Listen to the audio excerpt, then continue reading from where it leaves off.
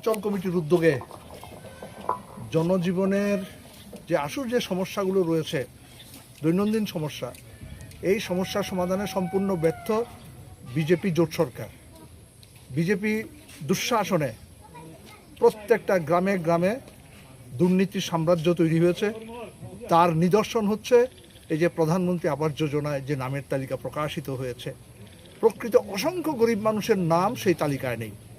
আমাদের দাবি সমস্ত গরিব মানুষকে তাদের রং না দেখে, রাজনৈতিক পরিচয় না দেখে তাদের ঘর দিতেই হবে।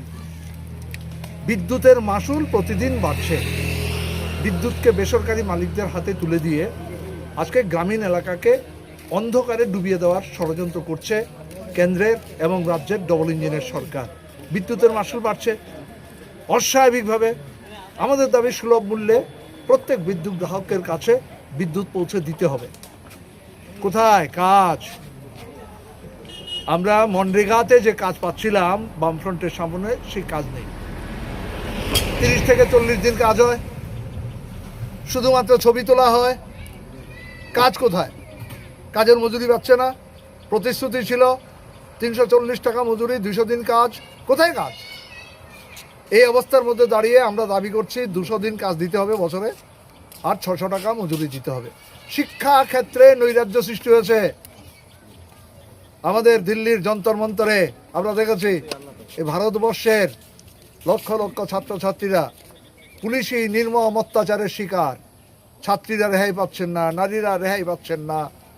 তাদের প্রাইভেট পার্সে নৃশংসভাবে প্রকাশ্যে তারা আক্রমণ সংগঠিত করছেন, যা আজকে সারা দেশের না সারা পৃথিবীর মানুষ ভারতবর্ষের কেন্দ্রীয় স্বরাষ্ট্র দপ্তরকে ধিক্কার জানাচ্ছে। আমরা চাইছি শিক্ষার আধুনিকীকরণ, শিক্ষার সার্বজনীনতা, সবার জন্য শিক্ষা, সবার কাছে কাজ, হাতে কাজ যেন পৌঁছে যায়। বেকাররা চরম হতাশার মধ্যে, কোনো স্থায়ী নিয়োগ নেই। আউটসোর্সিং থেকে যে সমস্ত নিয়োগ হচ্ছে সেখানেও দুর্নীতি চলছে। নিয়োগের দরজা খুলে দেওয়ার জন্য আমরা দাবি করছি। আমাদের দেশের সভ্যতার, আমাদের খাদ্য উৎপাদনে আমরা যাদেরকে বলি অন্নদাতা কৃষক, কোথায় ভর্তুকি? বাম শাসনে আমরা সার, বীজ, কীটনাশক, ঔষধ, কৃষি যন্ত্রপাতি কেনার জন্য আমরা ভর্তুকি পেতাম, সমস্ত ভর্তুকি তুলে দেওয়া হয়েছে। সার নেই, বাজারে সার নেই, সারের আকাল, কালোবাজারি থেকে অধিক দামে কৃষকদের সার কিনতে হচ্ছে। কৃষকের উৎপাদন খরচ বেড়ে গেছে, কিন্তু কৃষক সেই তার উৎপাদিত ফসল বাজারজাত করতে পারছে না। এই পরিস্থিতির মধ্যে আমরা দেখছি সামাজিক ভাতা দিচ্ছিলেন রাজ্যের বামফ্রন্ট সরকার, প্রায় 33-34টা প্রকল্পে 4.5 লক্ষাধিক পরিবার ভাতা পেতেন। আজকে সেই ভাতা গত 4 মাস যাবৎ এই সামাজিক ভাতা পাচ্ছেন না গরিব মানুষ, যে ভাতার উপর নির্ভর করে তারা নিজের ঔষধ সংগ্রহ করতেন, সামান্য পথ্য সংগ্রহ করতেন। আজকে সেখানে তারা বঞ্চিত, অনাহারে কাটাতে হচ্ছে। রাস্তাঘাট যুদ্ধবিধ্বস্ত, শহর গ্রাম সর্বত্র যুদ্ধবিধ্বস্ত। সংস্কার নেই, যেখানে সংস্কার হচ্ছে সেখানে চরম দুর্নীতি হচ্ছে। মাননীয় মন্ত্রী বলছেন ঠিকাদারদের কাছ থেকে তারা সোর্স মানি নেন, তার বিরুদ্ধে কোনো ব্যবস্থা নিতে পারলো না। আর নেশার সাম্রাজ্য বিস্তার হয়েছে। এখন ওয়াগনে করে নেশার সামগ্রী আসে বাধারঘাট স্টেশনে, কোনো প্রতিকার নেই।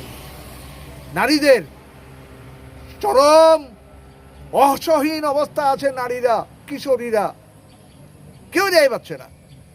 দিনের পর দিন ধর্ষণ হচ্ছেন। 14 বছরের নাবালিকা অন্তঃসত্ত্বা হয়ে যাচ্ছে বিজেপি মণ্ডলের নেতাদের হাতে।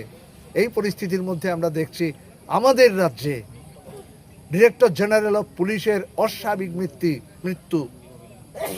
যে পোশাক পরে রাষ্ট্রীয় কর্তব্য পালন করেছেন, আইনের শাসন প্রতিষ্ঠা করেছেন, নিজ অফিস গৃহের মধ্যে পুলিশ সদর দপ্তরে যেখানে নিরাপত্তা রক্ষী বেষ্টিত থাকে সর্বক্ষণ, সেখানে অস্বাভাবিক মৃত্যু হলো।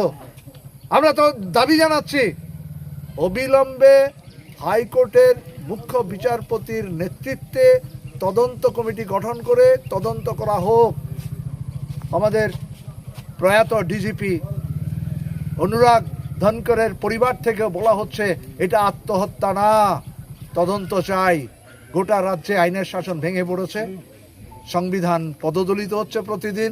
গণতন্ত্র বিপন্ন, এই গণতন্ত্রকে পুনরুদ্ধারের জন্য, আইনের শাসন প্রতিষ্ঠার জন্য, সংবিধানকে বাঁচাবার জন্য, আর যে গণতান্ত্রিক আন্দোলন, যে গণতান্ত্রিক আন্দোলনের উপরে যে পুলিশি নির্মম অত্যাচার গোটা ভারতবর্ষের আমাদের যাদেরকে নিয়ে আমরা গর্ববোধ করতাম, আজকে এই গোটা কতিপয় এই দিল্লির যন্তর মন্তরে পুলিশ যে ভূমিকা পালন করলেন তাদেরকে কলঙ্কিত করলেন, ঐতিহ্যকে কলঙ্কিত করলেন। ধর্মনগর উত্তর অঞ্চল কমিটি সিপিআইএমের সাহসী সিদ্ধান্ত নিয়েছে, রাজ্যে যখন আইনের শাসন নেই, গণতন্ত্র পুনরুদ্ধারের জন্য এবং জীবন জীবিকা রক্ষা করবার জন্য তারা প্রায় 7 কিলোমিটার পদযাত্রা বৃষ্টি স্নাত হয়ে তারা এই অভিযান শুরু করেছেন, যা আগামী দিনে গোটা ধর্মনগর মহকুমা, গোটা উত্তর ত্রিপুরা জেলায় গণতান্ত্রিক আন্দোলনকে এগিয়ে নিয়ে যেতে সাহায্য করবে। সেই জন্য যারা অংশ নিয়েছেন এই আন্দোলনে তাদের সকলকে সিপিআইএম ত্রিপুরা রাজ্য কমিটির পক্ষ থেকে, উত্তর ত্রিপুরা জেলা কমিটি এবং ধর্মনগর মহকুমা কমিটির পক্ষ থেকে আমরা তাদেরকে বৈপ্লবিক অভিনন্দন জ্ঞাপন করছি। ধন্যবাদ।